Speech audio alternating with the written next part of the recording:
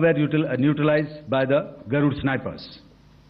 There was no damage on ground from these incursions and these mass raids, if I could call them, from the Pakistani side.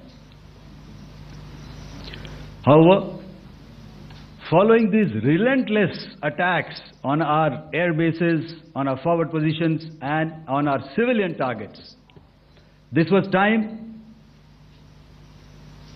to convey some message to our adversaries.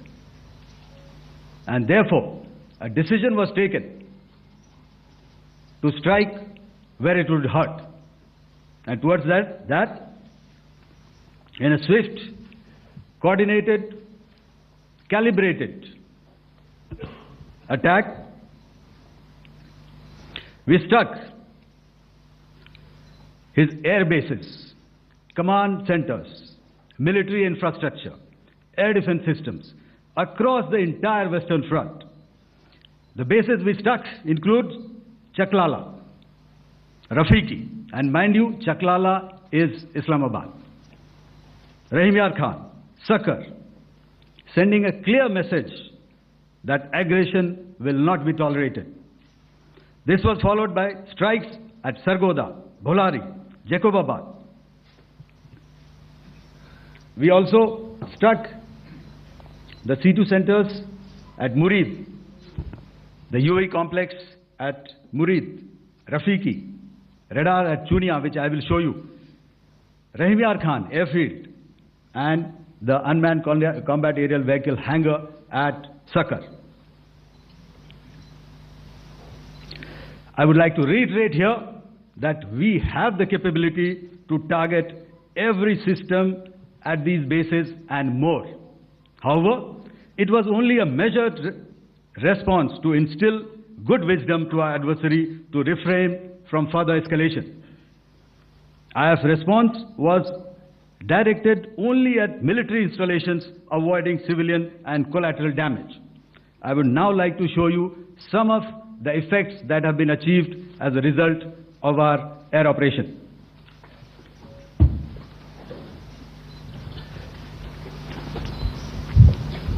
Here is the Pasrur air defense system. If you could see, zoomed up view, this is the radar mounted on a high tower. And after the strike,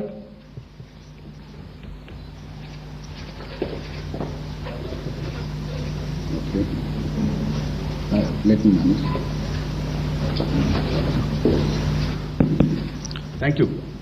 Can you hear me? Yeah, thank you. And after the strike, this is what has happened. This radar has been taken out, completely burnt. Next slide, please. The Chunia air defense radar, which was taken out on 7th and 8th. This is the radar site. A blown up photograph, once again, on a tower. Not very clear, but what you see very clearly is the after effect after we have struck. The radar head has been completely decapitated. Next slide, please. Arifwala air defense radar.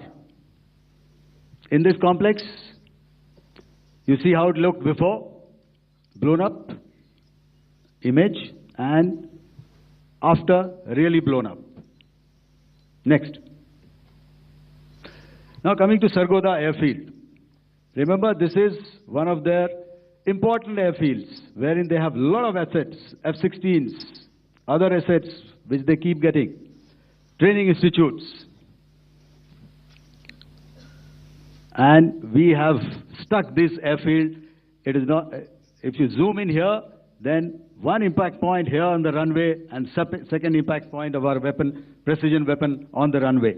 And if you see this blown up repairing going on, same here. Next. Rahim Yar Khan. This is the area we have struck. A deep strike out here and one complex here. So this is how it looked before, and the same you see a big crater, another crater here, and this complex, after strike, neutralized. Next. Chaklala Airfield, Noor Khan, once again a major air base, a lot of their logistic assets out here. This was the chosen complex that we intended to strike and convey a message. Next slide, please. This is how it looked before, and this is how it looked after our strike. Next. Sakar. We chose the radar site at Sakar. This is the radar site, and after it was struck, this is the aftermath, completely burnt out. Next, please. Aircraft shelter.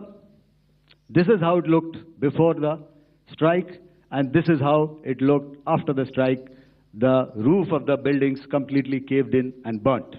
Next. Ballari Airfield, aircraft hangar. This is how it looked before, and this is how it looked after the precision strike. Next. Jacobabad, aircraft hangar, and this is how it looked after. Next. So what I'm trying to convey here, ladies and gentlemen, is to start with, our fight was neither with the Pakistani military nor with anybody else who's there on the other side. Our fight was with the terrorists. We neutralized the terrorists that we selected to be neutralized, and thereafter we only maintained the air defense posture. However, we were relentlessly pounded by waves after waves, night after night, by his UCAVs, by his drones, and by his other unmanned aerial systems. And that left us with no choice but to retaliate, and yet our retaliation was calibrated, it was graduated, and it was proportionate. Thank you.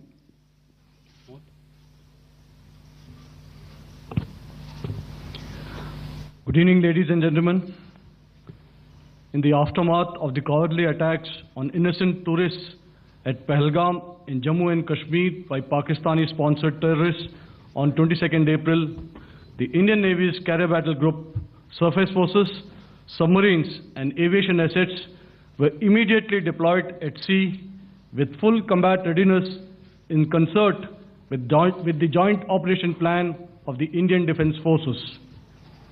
You may be aware that we tested and refined tactics and procedures at sea during multiple weapon firings in the Arabian Sea within 96 hours of the terrorist attack.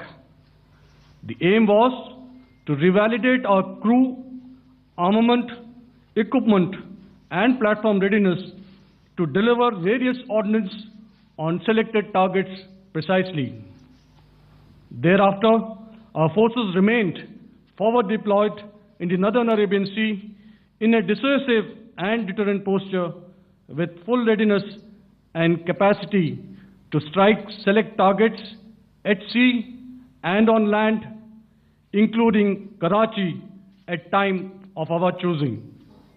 The forward deployment of the Indian Navy compelled Pakistani naval and air units to be in a defensive posture, mostly inside harbors or very close to the coast, which we monitored continuously. The Indian Navy maintained seamless maritime domain awareness throughout the duration and was entirely aware of the location and movement of Pakistani units. In effect, we had and continue to have good battle space transparency using our maritime domain awareness grid. As you are aware, our response has been measured, proportionate, non-escalatory, and responsible from day one. Accordingly, the calibrated approach considered all options, including the ability of the Indian Navy for offensive action from and at sea. As part of this escalation control mechanism, the application of force by the Navy was planned in a synchronized manner in coordination with the Army and Air Force The highlight being teams from the three services working closely in an integrated manner. Along with the kinetic actions by the Indian Army and Indian Air Force, the overwhelming operational edge of Indian Navy at sea contributed towards Pakistan's urgent request for a ceasefire yesterday. As we speak, Indian Navy remains deployed at sea in a credible deterrent posture to respond decisively to any inimical action by Pakistan or Pakistan-based terrorists. Thank you. Samno Varna, Jai Hind. Now I'll hand over to Director General Military Operations for further proceedings. Ladies and gentlemen, on the 10th of May, in the morning, even as we were getting into a huddle to wargame the events of the previous night, a routine exercise, I